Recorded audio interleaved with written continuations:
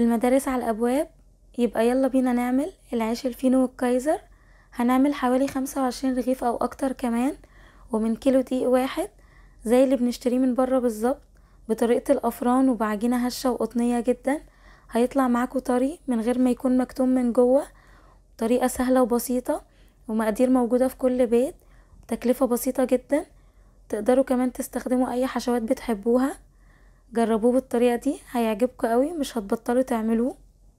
اول حاجة في بولة هحط معلقة كبيرة من الخميرة، عليها 3 معالق كبار سكر ونص كوباية مية دافية.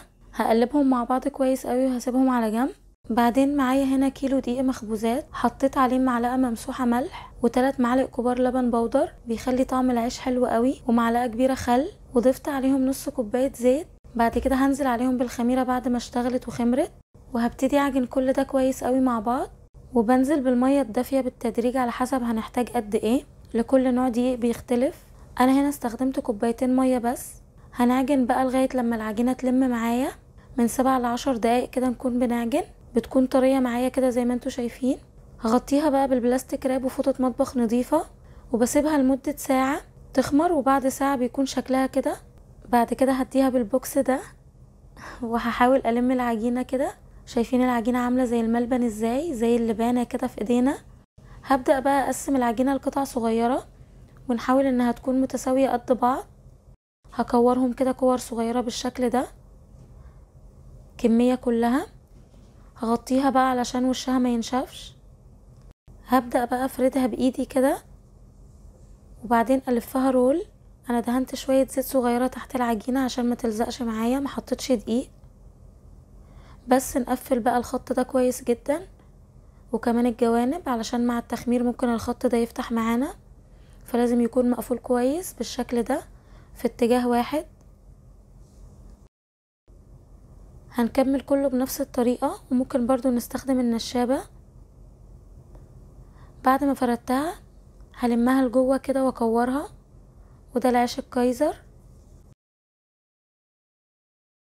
وبكده خلصت كل الكمية اللي عندي. اعملوا الاحجام اللي عايزينها، صغيرة او كبيرة، على شكل اسطواني كده او كايزر. رصيته بقى في الصواني، هغطيه واسيبه لمدة نص ساعة علشان يخمر. وفي الاخر خالص بعد ما خمر هدهن وشه بمعلقة عسل خففتها بشوية مية، بتخلي وش العيش يلمع ويكون حلو قوي بالشكل ده. ممكن تدهن وشه بلبن او بيض. بعدين هرش عليه بقى سمسم وحبة البركة.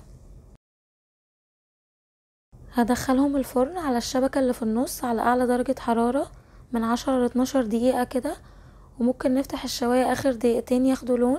وبيطلعوا بيكون ده شكلهم. اول ما بيطلعوا برش وشهم بشوية مية كده، وبغطيهم بفوطة دقيقة بس كده. شايفين بقى شكله حلو ازاي، هش وطري وقطني جدا. ينفع بقى للمدارس، للفطار، للعشاء، واعياد الميلاد، السفر. شكله حلو قوي وطعمه جميل جدا. ومن كيلو دقيق واحد حضرنا الكمية دي كلها. وتقدروا كمان تحتفظوا بيه في الفريزر وتطلعوه على الميكروويف، او تطلعوه من قبلها يفك بدرجة حرارة المطبخ. تعالوا كده نفتح واحد نشوف شكله. شايفين عامل ازاي من جوه، هش وجميل. تقدروا بقى تحشوه باي حاجة انتوا بتحبوها. وده كان فيديو النهاردة، اتمنى يكون عجبكم. جربوه بألف هنا.